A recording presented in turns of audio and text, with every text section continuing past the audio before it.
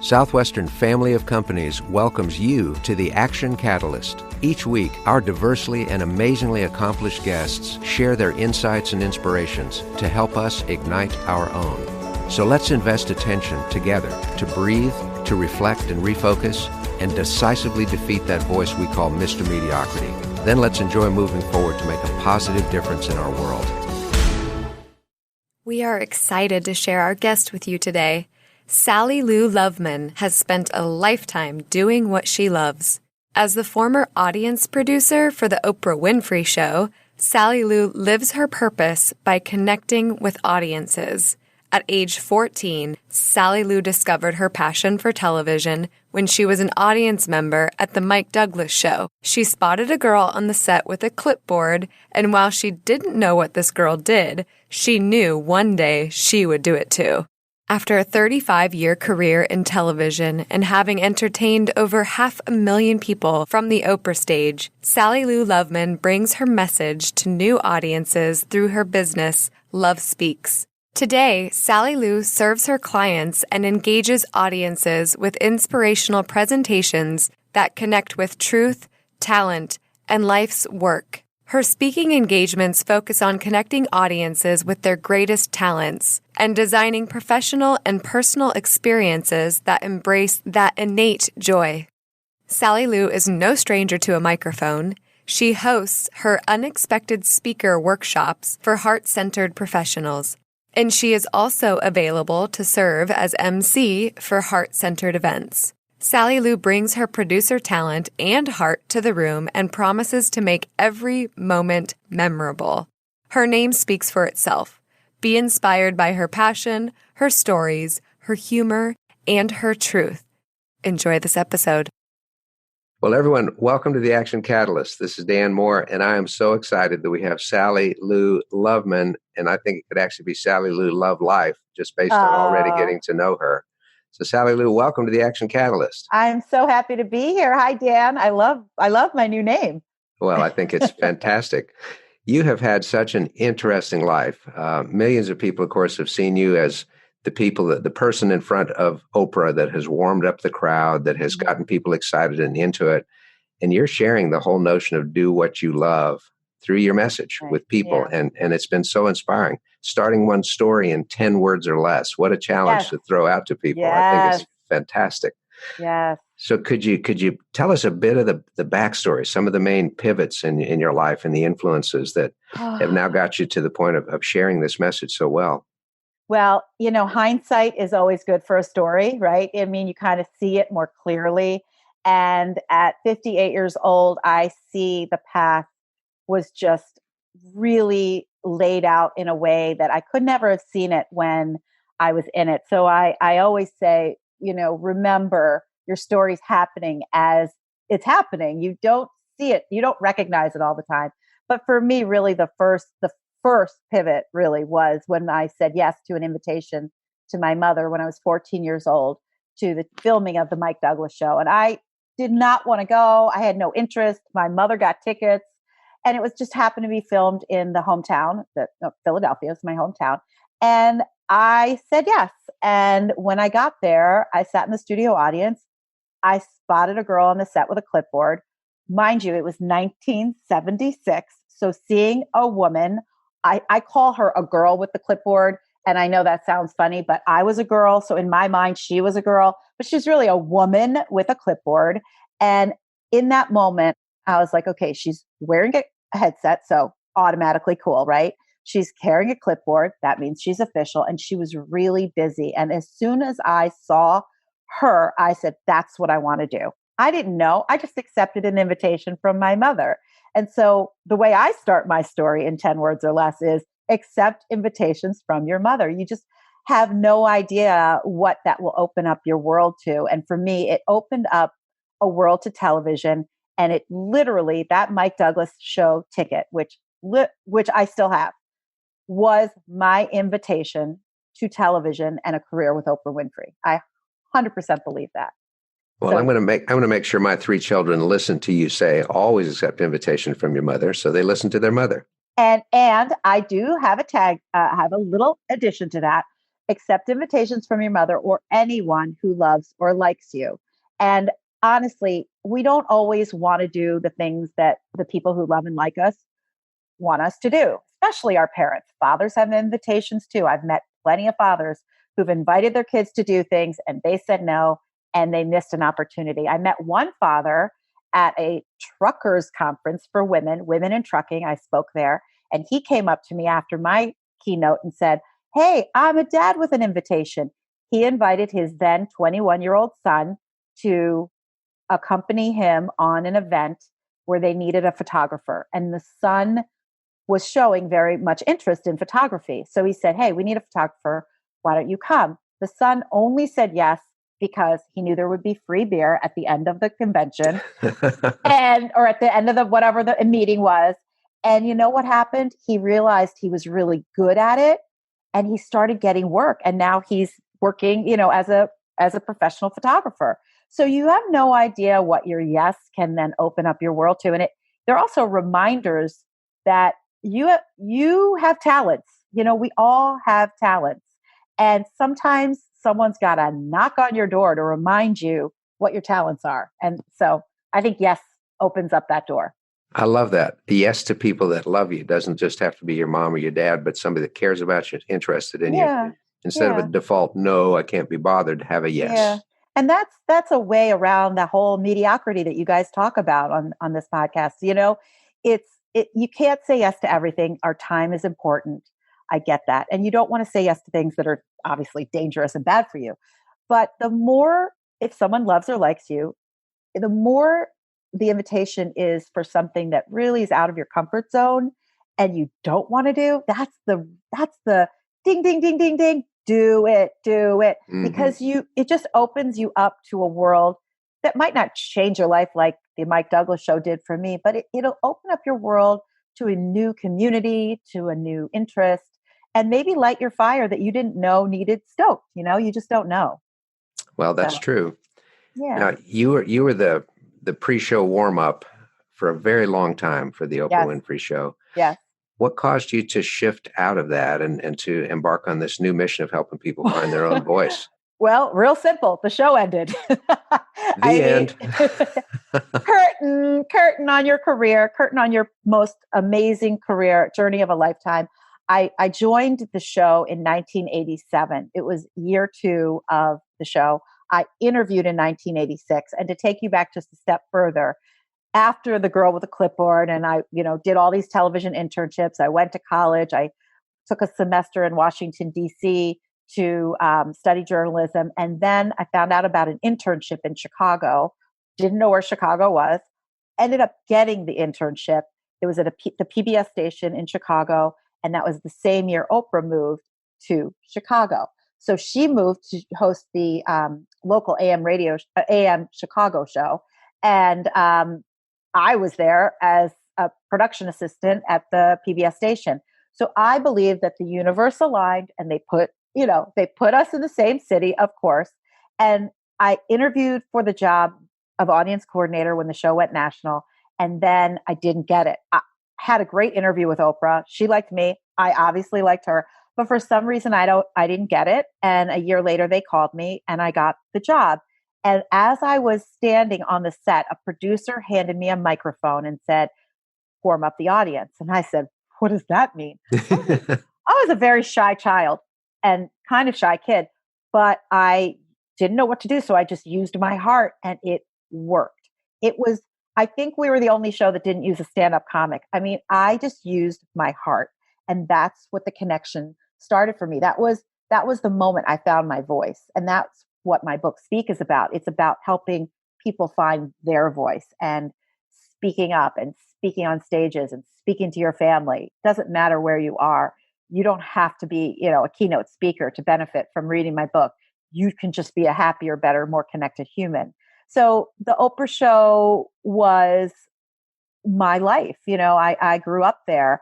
I wasn't there for the full 25 years, but I took 10 years off to raise my babies, have babies, raise them, but I was always freelancing. So I always kept relevant and on the producer's radar. So I was back for a lot of big shows. And then when my baby was 4, I got the call and they said, "Do you want to come back as the audience supervisor?" And they were like, "You don't want that job." I'm like, "Yes, I do. That's what I want. I want to be the girl with a clipboard in the studio. I didn't want to produce. I didn't want to do that. I wanted to connect with people and connect them to the brand, which was Oprah." So I went back in 2003 and I ended in 2014. And that's why I pivoted. That's why I shifted. And here's the coolest thing, Dan. I started getting opportunities as the show had ended, but then I stayed on with OWN. And during that time, we were doing a few audience uh, shows for OWN. And then I started getting other opportunities to speak on other stages for other brands. So I started saying yes, I had time to do it. And I realized that what I did for Oprah worked for other brands and other audiences. And I said, oh, my talent doesn't just work here, it works other places. And the Oprah stage was over for me. I couldn't do it anymore. It was done. The curtain had closed. So I had to figure out a way to reinvent myself, use my talents, and be brave enough to say, oh, this is my talent. I own it and I can do it for other people. Got it. So it's not specific to one arena when you realize No. this is your gift, it's your talent, your ability, and you Yeah. find lots of places that can play. Yes. And I really believe that if we own our talents, we become much more efficient people. We aren't bragging. I can tell you 700 things I'm terrible at, but I can tell you I can connect an audience to a brand and I can connect an audience to each other. That's really the key. It's one thing connecting an audience to a brand, but when you connect the audience to each other, now they're bringing the energy that is way bigger than anyone can ever describe, because that's love. So when you feel like when people came to the Oprah show, they were already connected to Oprah. That was a given. But I helped connect them to each other, to the person that they love the most that they brought, and to the people who were just standing next to them in line. This television audience is still connected. It's 2020, and these people are still connected. The social media has helped. Every single book launch that I've done, every event that I've had an Oprah audience member at that book launch. They are connected to each other, to me. It is the most beautiful thing to even describe. That I can't imagine that happens at other television talk show audiences. I'm sure it doesn't happen often. Now, we had the privilege of having some of Oprah's family come here when Stedman did his book launch on our property. That was tremendous. Stedman Graham is the nicest human on earth. Literally. Completely. The nicest human. Anytime I see Stedman, and I've known him since 1986, or 87, I should say, he asks me about my family by name. I mean, that is kind. That's kindness. Yeah. Well, he is totally into kindness and identity leadership. His new book is just doing awesomely well, which is so great. Love. Well, your book has a very compelling title, I think, Sally Lou, when you say, speak, love your story, but very importantly, your audience is waiting. Yes. Tell us about that. Yes, it's my favorite part of it, because I think as a speaker, as an audience producer, I think about the audience first. And the better the audience, the better the speaker. I always say that. But what's really cool is if you shift it and you think, oh, my story, who cares about my story? I have nothing to say, or no one's going to benefit from my story. Oh, no. Your audience is waiting, because we all have an audience. You don't have to be a professional speaker. You don't have to be a celebrity. You don't have to be a CEO to have an audience. Teachers have audiences. Doctors have audiences. Yoga teachers have audiences.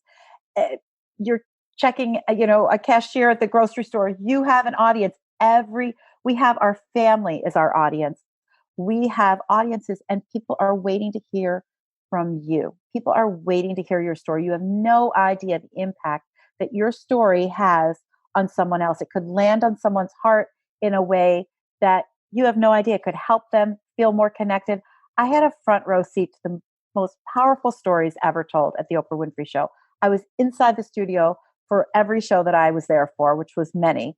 And I think we did 4,561, something like that. It was on the Smithsonian. Big, huge, wonderful exhibit that was there for the Oprah show. It was so beautiful. It was like going back in time. But anyway, a lot of shows. I was there and it inspired me because every story landed on my heart. I didn't have the same story as them, but I understood as a mother, as a sister, as a daughter, as a human, as an employee, whatever it was that they were talking about, I understood and it impacted me and it opened up my heart. And so that's the point of the book, to tell your story, to speak your story. And oh, by the way, give you some good speaker tips too, because I know a trick or two, and about engaging an audience, and and and just be more connected with yourself and others, and understand that the importance of your story. Now, you don't have to get on a podium and tell everything. You don't have to tell all, but tell the part that means something to you that you know will land on someone's heart. Mm-hmm. And that's when you know you've done your job. I almost titled the book Speak, Love Your Story Like It's Your Job, because I believe it's our job to tell our stories. And if who else is going to tell them, right? And it just the oxytocin just rises.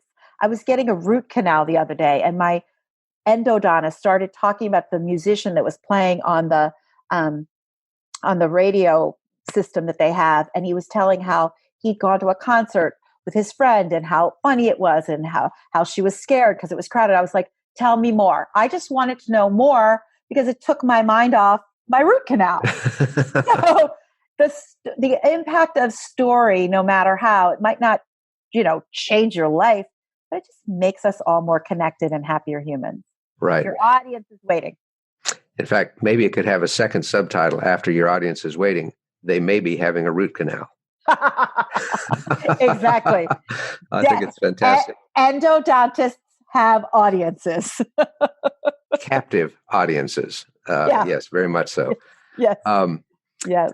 I am sure with your enthusiasm, most people would wonder if you ever hit a setback or a stumbling block. Many. I have a feeling you've hit some unexpected brick walls, and yes. we all run into them. What have you found to be, I guess, viable ways to recover when you've just been slammed down and you don't know what to do? Yeah. Well, I think when you know your purpose, it really helps.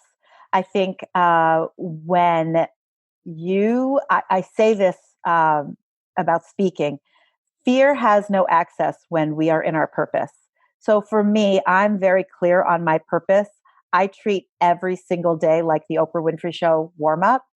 I engage with audiences all day long, whether you are my Uber driver, airport people that I pass by, coming to the gate, whatever.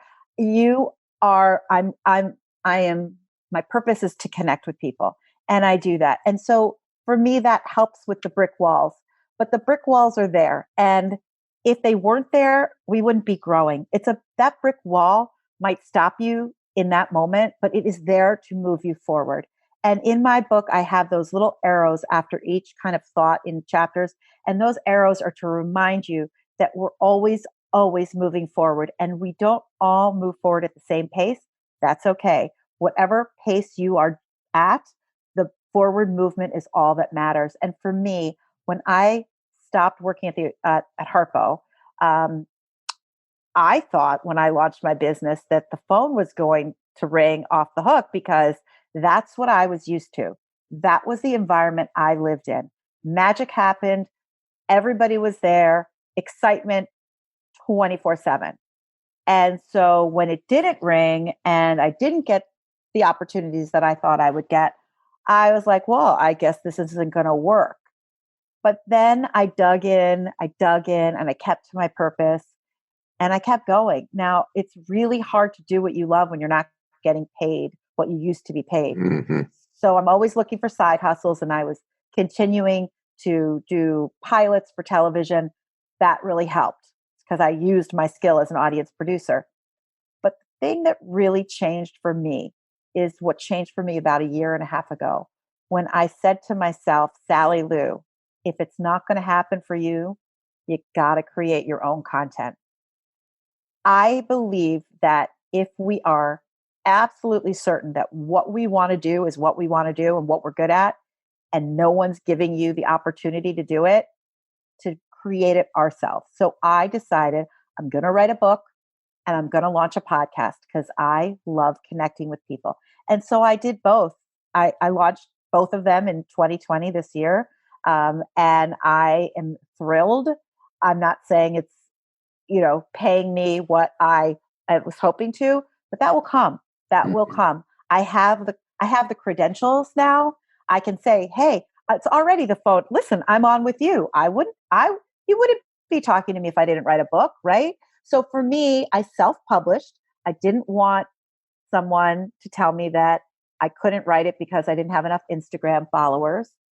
I didn't want someone to say, oh, this isn't going to sell. I did it so that at this point, I just wanted to have a credential. And so now I do. And now the phone is ringing more. And I am doing, the content has allowed for more opportunities to speak about what my message is. And one cool really thing that I'm really just realizing in this moment, I was on the Today Show on January 27th, and that's really when I launched this little speak book tour. And all of a sudden it became a book tour. Like I'm booking cities.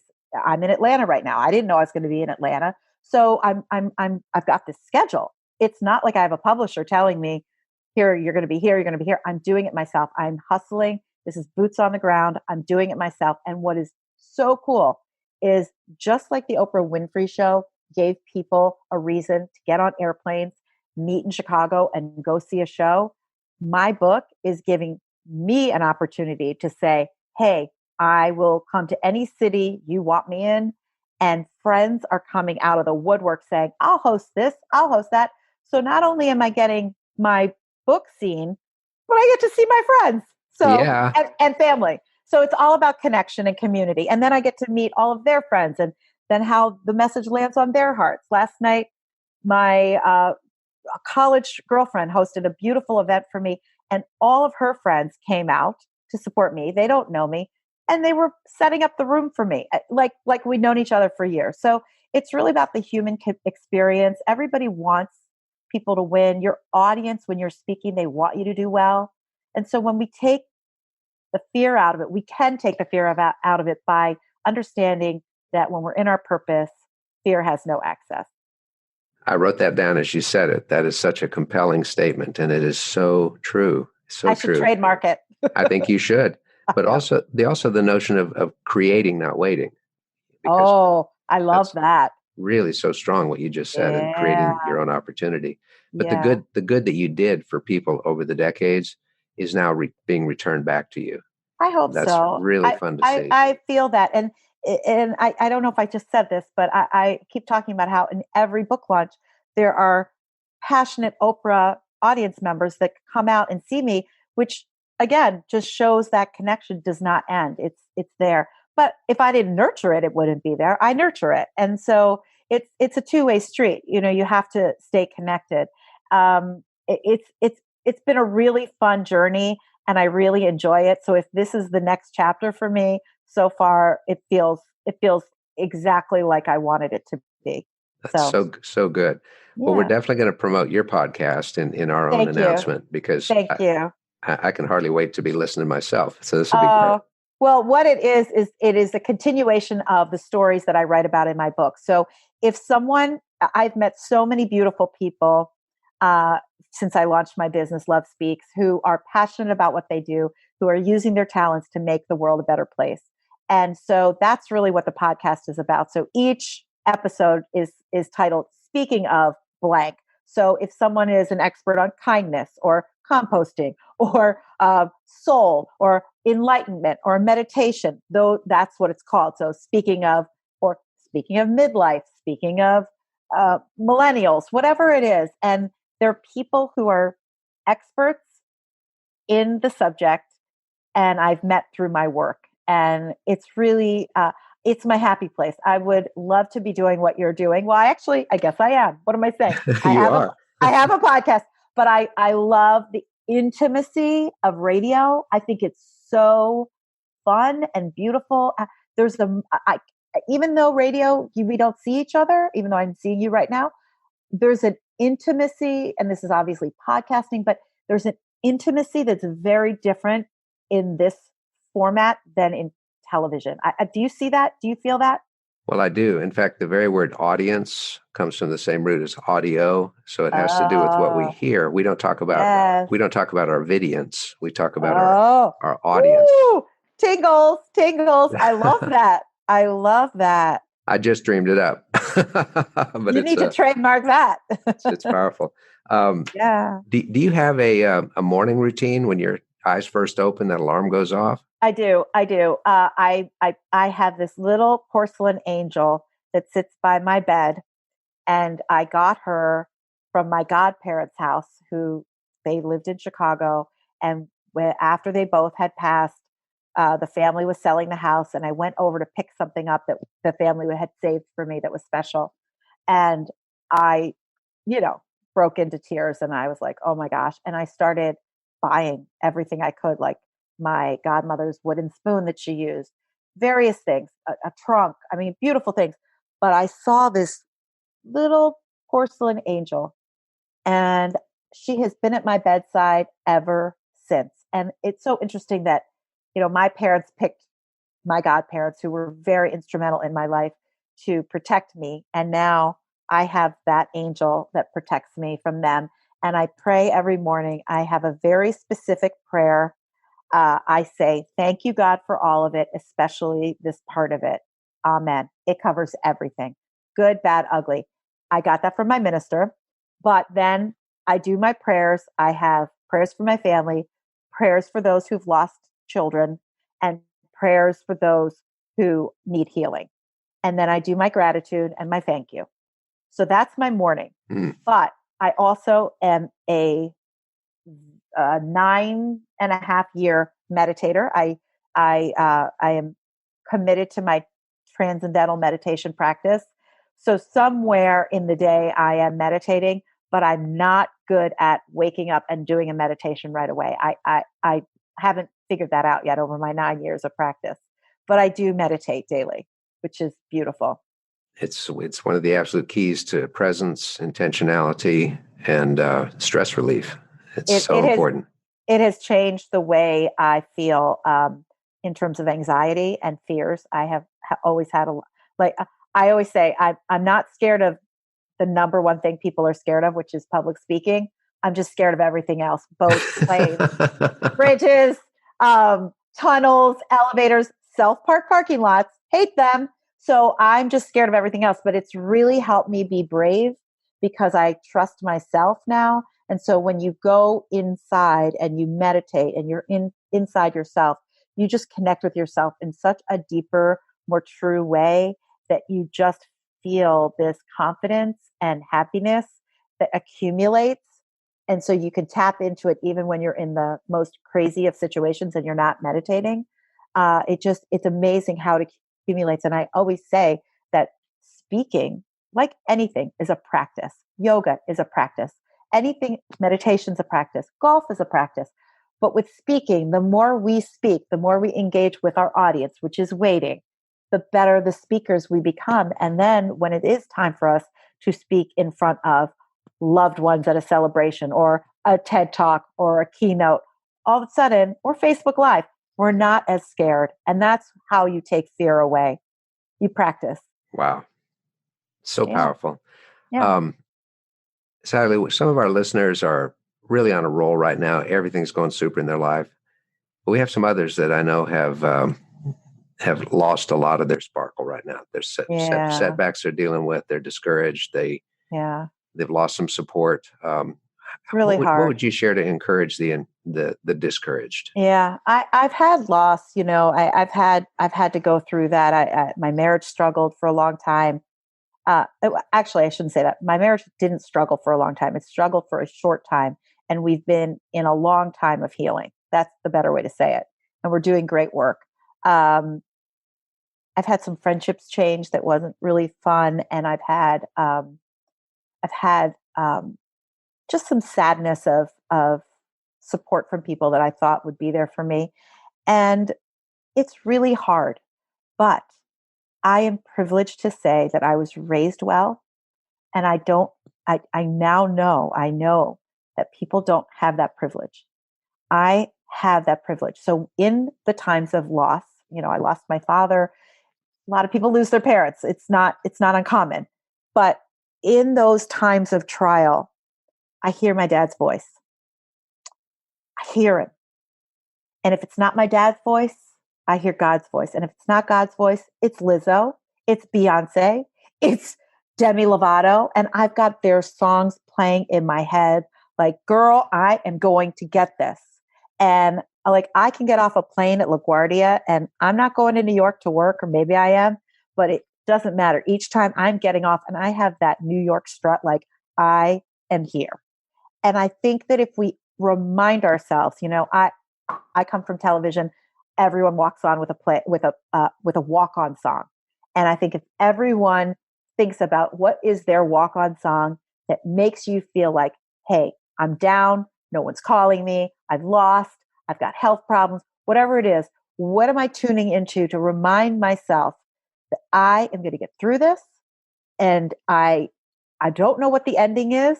It might not be the ending I want, but I'm going to have fun until I get to that ending.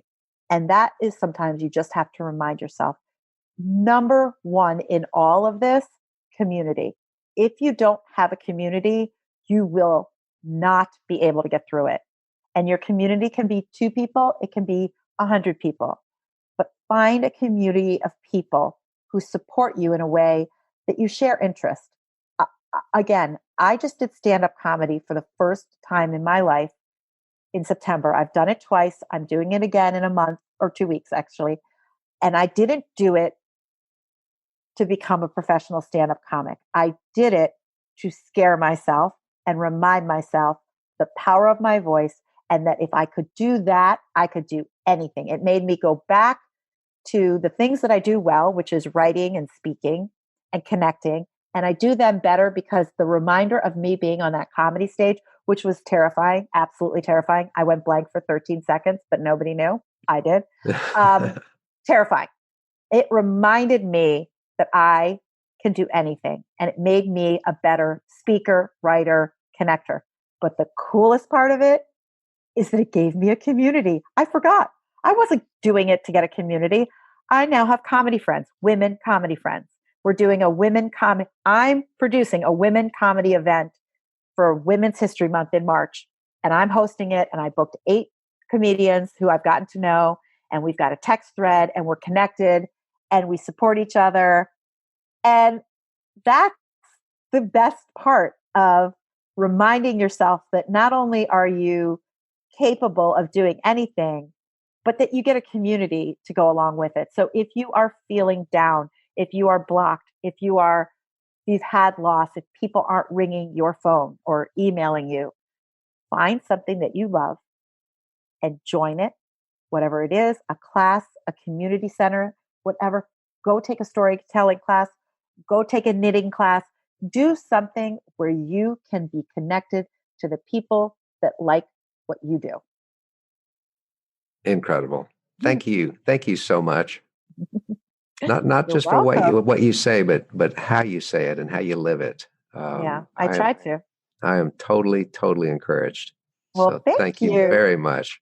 Yeah, well, you're already doing what you love, but anyone listening, it's not as bad as you think. It's scary. It's scary to take yourself out of your comfort zone, but we all need to take a break from Netflix sometimes, or ice cream, or whatever it is that soothes us when we're feeling blue, and just go out and embrace life. We've got one shot. I mean, why not try it and give it your best?